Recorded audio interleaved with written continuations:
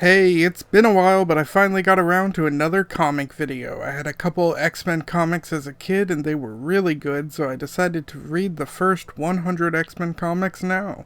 And I have no idea. This could be a controversial opinion. This could not be a controversial opinion. I don't know. But these sucked. Like, holy shit, I understand why some people got bullied for reading comic books. These fucking sucked. Let me get into it. So, we start off in the 1960s. I have no idea what comics were like then. I've not been a comic guy. But I assume most comics back then were pretty cheesy. We got Angel, he's rich, he can fly. We got Beast, he's smart, flexible, and he grosses me the fuck out. We got Marvel Girl, also known as Jean Grey, and she's a telekinetic psychic. We got Cyclops, he's the leader, he can shoot lasers out his eyes. He also sometimes dons the identity of Eric the Red, if he wants to pretend to be a villain for some reason, but it is rare.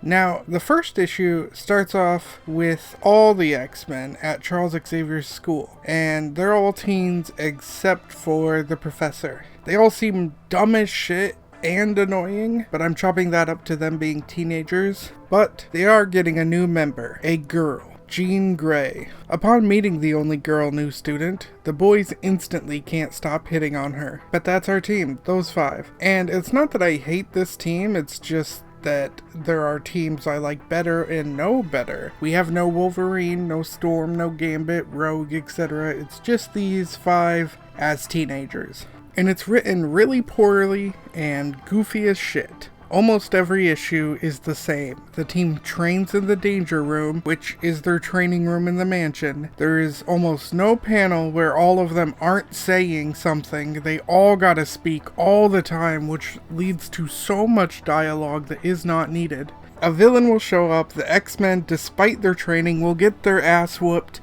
and then in the final act, they will win the fight and rinse and repeat. It also seems inconsistent on if humans love or hate mutants, but towards the end of my 100 issues, it seems that they finally decided on hate. Now, we do got one more member to talk about.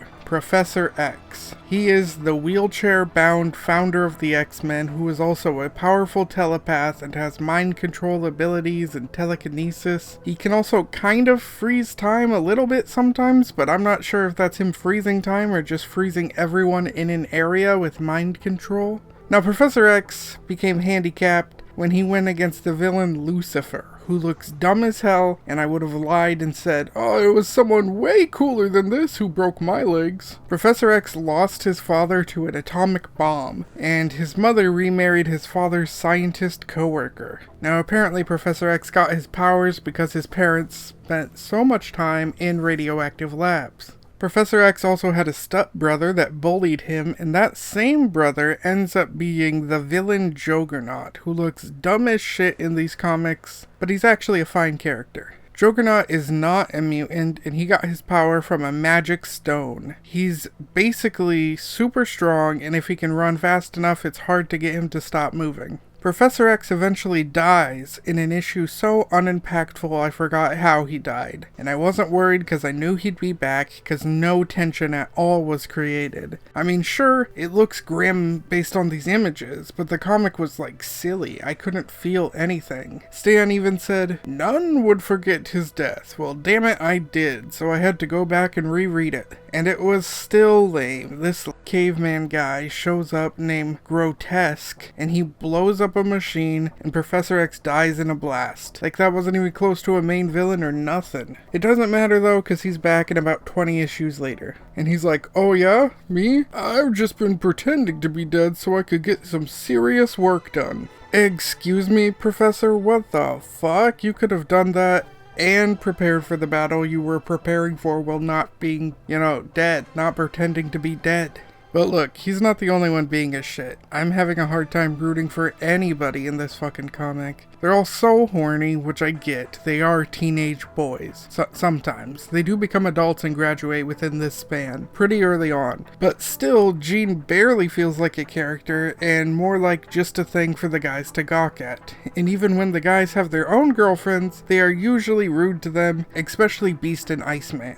And I get that Beast talks weird and uses big words to seem smart, and later on it does work, because he is smart. But this Beast just kind of feels pretentious, and the way he talks feels dumb. A truly astute deduction, female. You're a credit to your gender, Jeannie. Jesus, homie, how the fuck did Beast ever get friends? Iceman ain't no better. He's constantly fighting for the love of Polaris, who does not love him back and says so multiple times, and Iceman doesn't even talk to her really. Yet whenever Havoc talks to her, Iceman throws a temper tantrum and fights him. Over a woman he doesn't even talk to. I remember being back in middle school. I was super immature. I did that back in middle school, but Jesus, man, I was like 11. Iceman at this point is a fucking adult. Hell, Polaris is crying at one point because she thinks Professor X is dead, and Havoc is trying to comfort her. And Iceman just starts a fight right then and there, saying, "Hey, keep your paws off my girl." Nah, man, fuck this team of X-Men.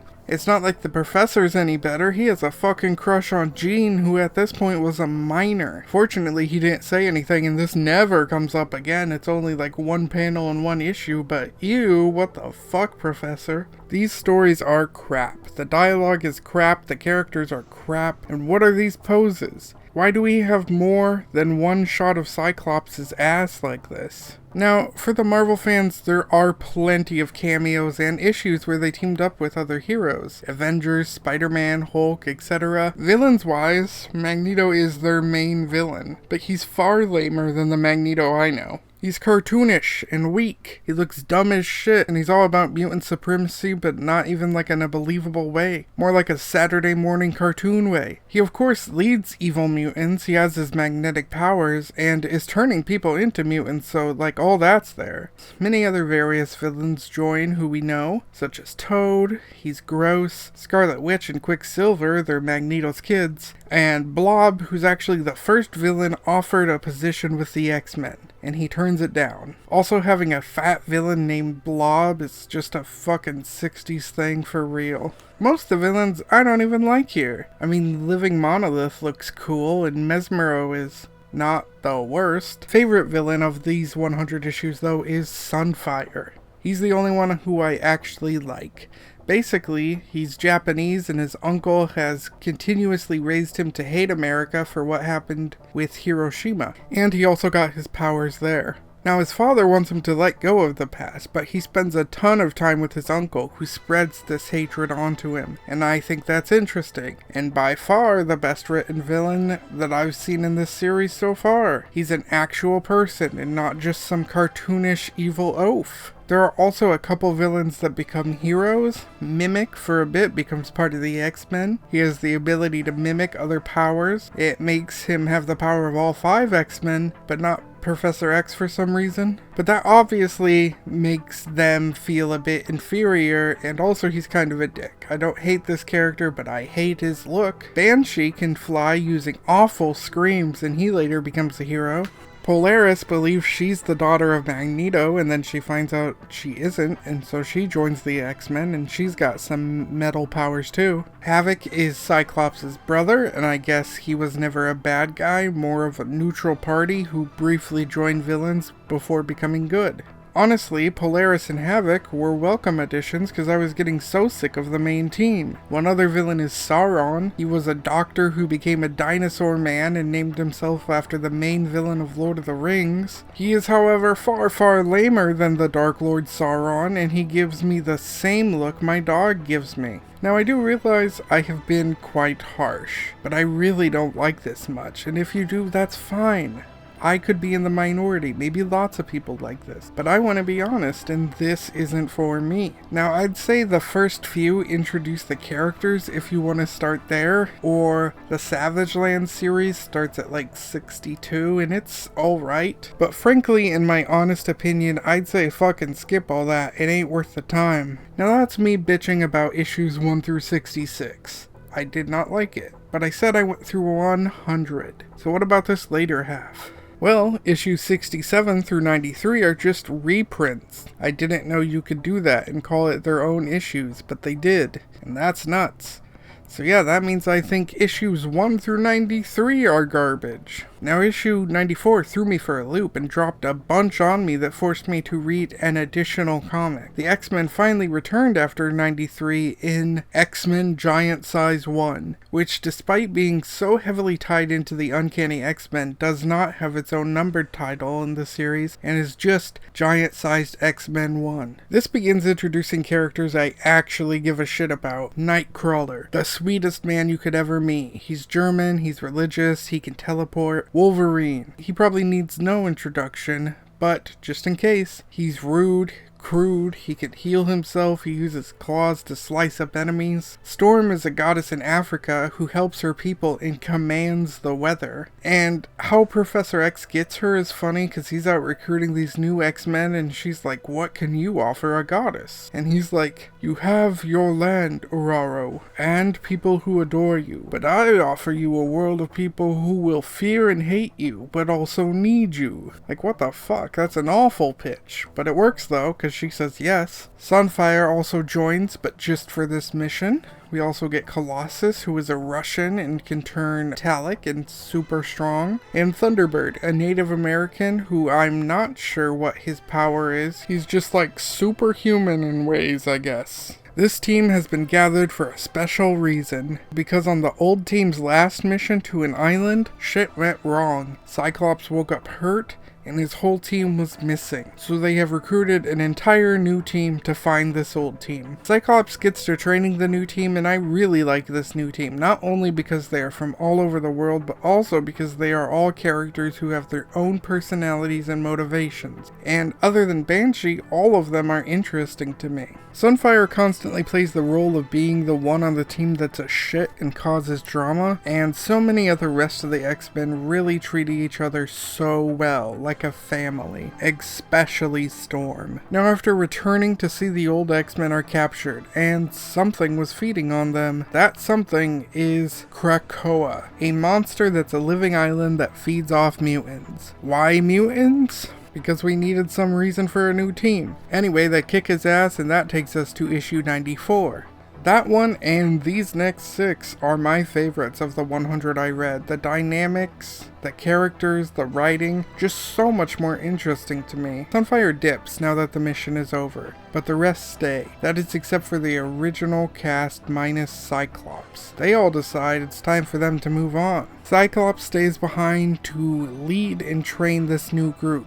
Beast is also blue now. This is not explained unless it's explained somewhere else, but I like Blue Beast better. This look, however, is not it. It is still ugly. Cyclops is hard on the team, and Thunderbird is having trouble keeping up. Cyclops is being hard because he doesn't want the team to die, but Thunderbird is getting defensive because it makes him feel like a loser. Storm, however, being as sweet as she is like, nope, you're not a loser in my eyes. Thunderbird then ends up dying the next mission trying to prove his worth, which makes Cyclops feel like an absolute failure. We also get a new maid, Moria McTaggart, who I know is important later, and this team of X-Men is just different. They're actually competent though. Sure, Thunderbird died, and that is quite a loss, but unlike the previous team, these X-Men actually fucking win fights, and they actually use teamwork, and they're competent with their powers, like from the get-go. They don't have to lose first to get competent. And Storm is crazy powerful. She defeats the villains like they're nothing. She almost doesn't even need a team. Polaris and Havoc get mind controlled to fight the X-Men. Eric the Red shows up. He's controlling them. But wasn't Cyclops Eric the Red?